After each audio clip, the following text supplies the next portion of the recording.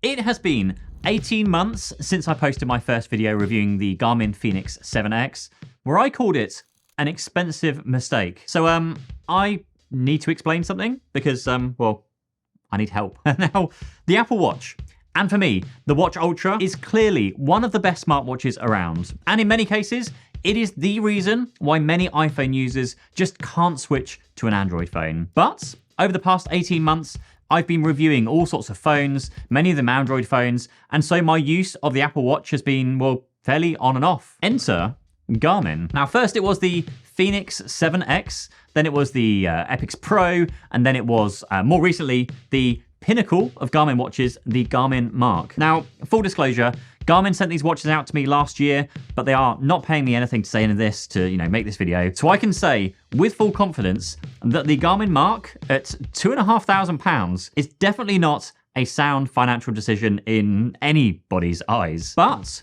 between the Fenix, the Epix, which are both priced very closely to the Apple Watch, and including the Mark, they are basically the same watch under the hood, just slightly different technology in the screen and the materials used to build them. Very similar to the Apple Watch. There's the SE, the Series 10, or the Ultra, even the Ultra Hermes, if you really want to get fancy and spend a lot of money. But they are basically the same watch with the same software underneath. Now, there is a reason, well, a number of reasons, why I keep wearing the Garmin watch as well as the Apple Watch Ultra.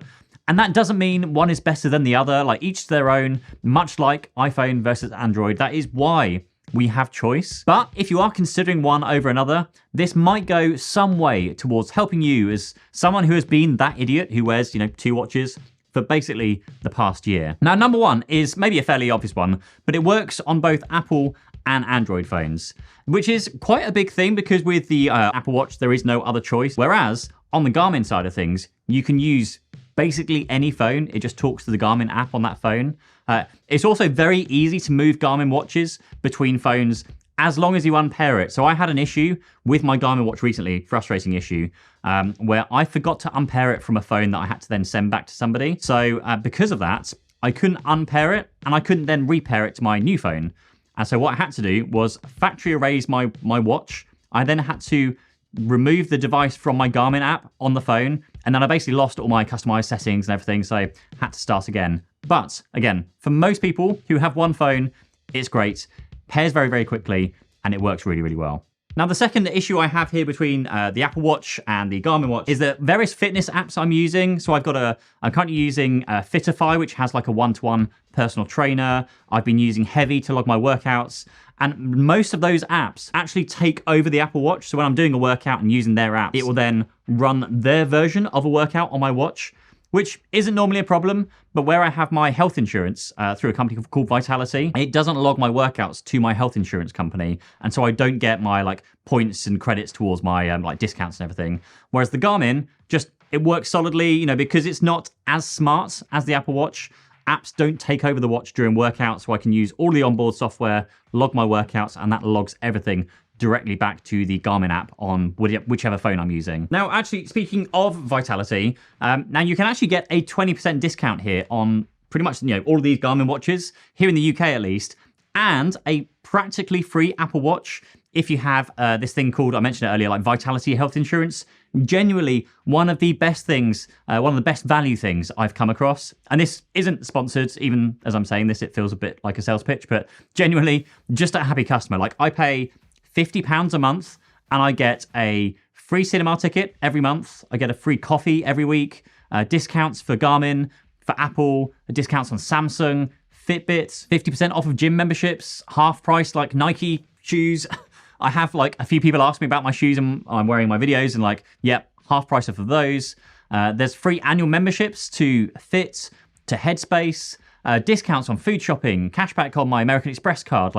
Genuinely, for £50 per month, I get back way, way more in the discounts I'm doing. And all I'm doing is a minimum of 5 30-minute workouts per week. Again, this isn't sponsored, but I have a referral link down below that gets you £100 cash back if you do sign up for Vitality. So yeah, I'll leave it there. My whole family has Vitality. So we actually get 4 free tickets every month. So we saw Moana 2 last month. We saw Sonic 3 this month. And whenever I need to speak to a doctor, I can literally open the app and then book an appointment, which is usually almost immediately available. Much better than booking with the local GP here, and they can refer me to other like local services as well if needed. So yeah, that's like end of sales pitch. It is so good. And then following on from that, really, I guess, is that many fitness apps work with the Garmin watch. You know, Strava, MyFitnessPal, they usually work with like the top tier brands for health and fitness. So you've got the Samsungs, the Apples, the Googles, and the Garmins. Now with the Garmin,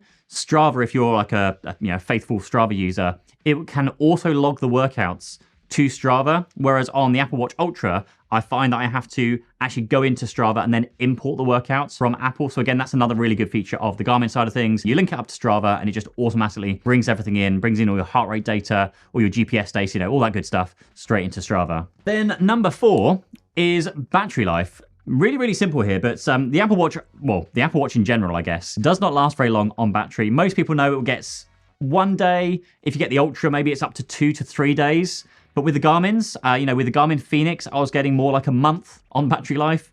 With the Garmin Mark I've got at the moment, it's got like an OLED screen. I'm getting more like a week from the battery life on that.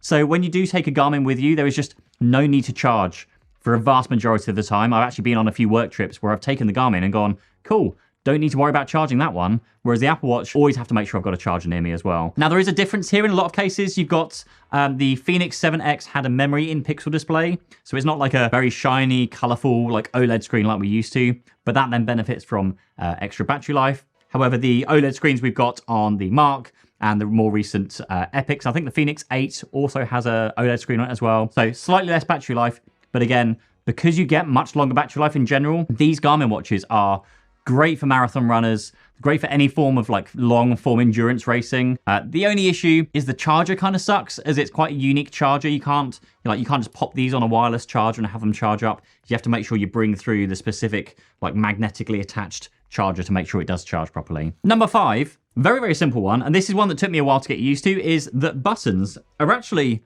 really great, particularly, of course, when you're in like wet situations. So if you're in the sauna or swimming pool or just out and about in the sea or whatever it is, you can control and access all of the things on your watch, whereas you can't do that on an Apple Watch. I've tried it so many times. When you go underwater, the watch automatically locks because it knows you're underwater, so it locks the screen. And then even if you do go and unlock the watch, you just can't really do much. It's wet finger on a wet screen. You have to kind of shake it off, and I always have to get a towel to dry my finger, and then you can actually use your watch. So yeah, buttons, fantastic. You can start, stop workouts. You can record laps. You can even scroll through notifications and messages. You can get to everything through these buttons. You just can't do that with an Apple Watch with a touch-sensitive screen on it. Now, number 6 is with the customizable data and like customizable workouts for the Garmin watches. Now, you can do this to a certain extent on the Apple Watch, but just not to the, I guess, extreme extent that you can do on the Garmin's. So, for example, I like going into the sauna most days after a workout,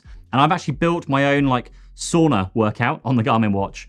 And I can add the room temperature that's on there, the time that I'm in there for, the time of day, and just heart rate data and those kind of things. I can really specifically customize what data I want to see. Whereas on the Apple Watch, you can go into the, you find a workout that's near to the workout you want to do. And, worst case, you've got the other workout type you can use. But there is always like restrictions in the data you can show. Sometimes I want to show like the heart rate data. Sometimes I want to show actually the, like the room temperature data. I don't think there's a way of actually showing the room temperature data on the Apple Watch Ultra. So there's just inconsistencies there between the two watches. But for me, if you want data, the Garmin watch absolutely has that data.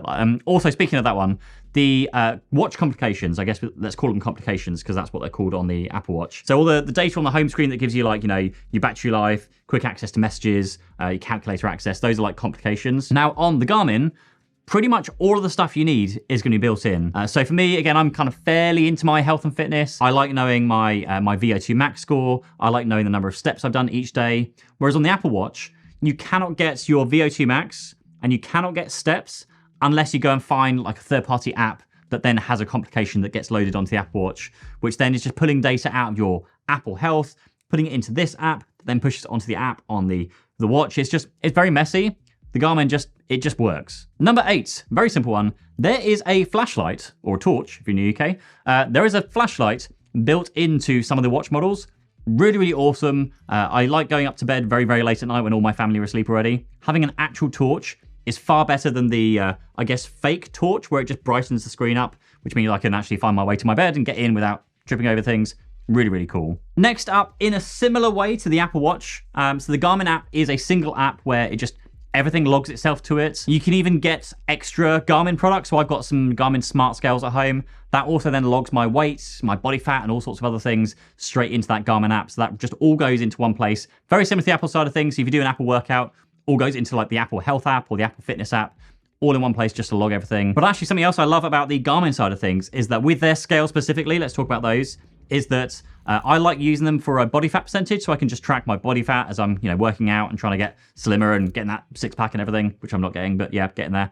But if you go for something like a DEXA scan, which is like a more accurate medical scanner where you lie down, you get scanned, and you get a very, very accurate scanning of your, muscle, your fats, your body fat percentage, all those kind of things, I can then go and stand on my scales and then tell my scales what my actual like medical body fat percentage is. So it just means that the data I'm getting from the Garmin side of things is just more accurate than I'm getting on the Apple side of things, depending on the, the products you're using for like weighing yourself and the other like third-party add-ons. And then lastly, on the, I guess call it the good stuff, number 10 is that on the Garmin watches, you can actually log workouts and count your reps. And you can literally like, you could be, pushing something up and it's counting the number of pushes you're doing. And you can actually log exactly what you're doing on the watch. So it will ask you, the number of reps, the weights you're doing, and then after you've done the workout, if you go and take out the Garmin app, it will give you a bit of a breakdown on what that workout was.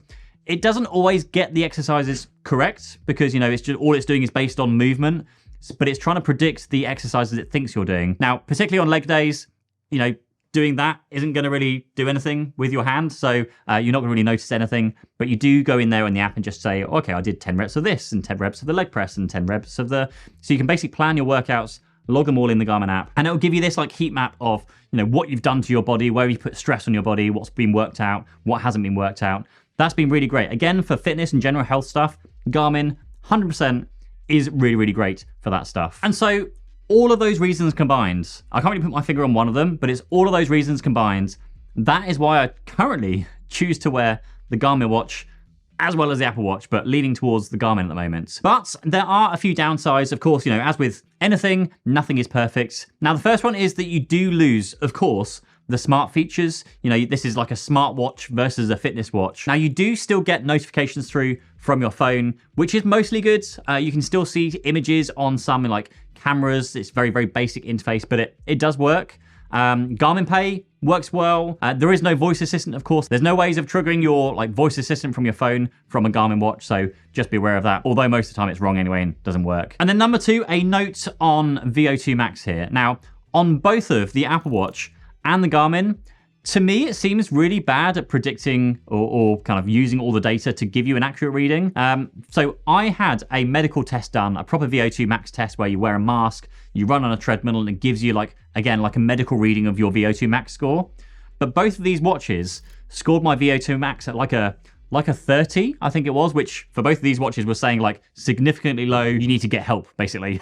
Whereas my VO2 max actual score was like, I think it was some like verging on the edge of like athlete or triathlete or something. I was very impressed with it. But I've noticed every time I go out for like an outdoor walk, maybe an outdoor run, my VO2 max scores on both of these watches will like slowly increase. Like it will go up by 1 each time I do a workout. Now, I don't do a lot of outdoor exercise here in the UK. Most of it's like in the gym inside because it's just crap weather outside.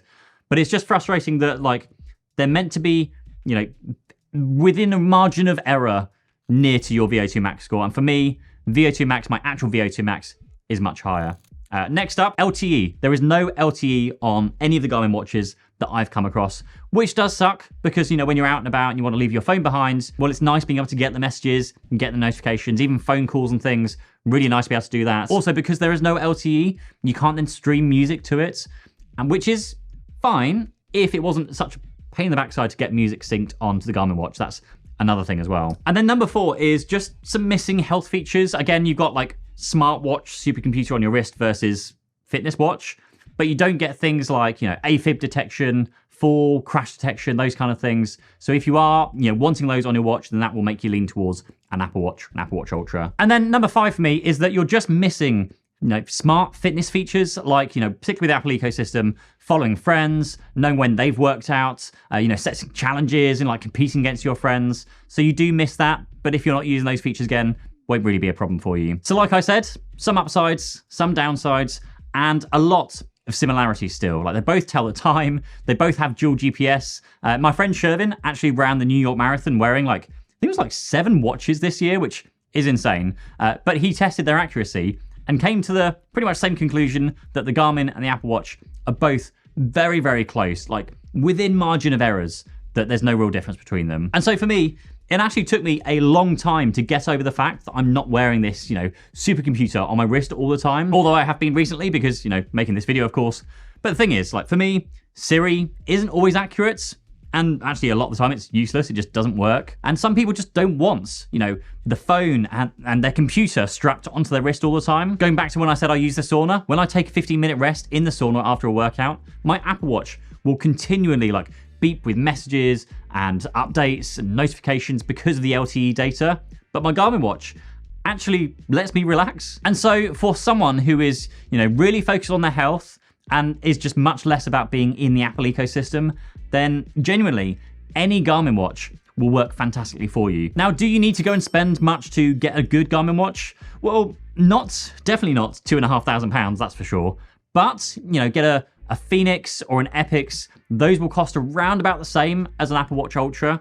And don't forget, of course, there's 20% discount for Vitality members, which brings that down even lower. You can also wait for sales. Looking up now, the Phoenix 7X is currently £519 here in the UK, so cheaper than an Apple Watch Ultra. So yeah, all in all, if you are on the fence on getting one or another, I don't think you could go wrong with either, to be honest. But for me, as someone who doesn't run marathons, but is into health and fitness, lifting weights, I've just grown to love the Garmin watches. The software works really well, the hardware is amazing, and I'm sure, really, really sure, you will love them too. So I'm actually gonna do something maybe a bit stupid here and do what no YouTuber should do. Actually, maybe go subscribe to this channel first, so you come back to this channel. But I'm going to say, next up, go and watch Shervin's video too, because, well, he's a great guy, great friend of mine, who makes incredible fitness videos, and just hear what he has to say about these watches as well. So yeah, maybe tell Shervin I said hi, and I'll see you in the next one. Bye-bye.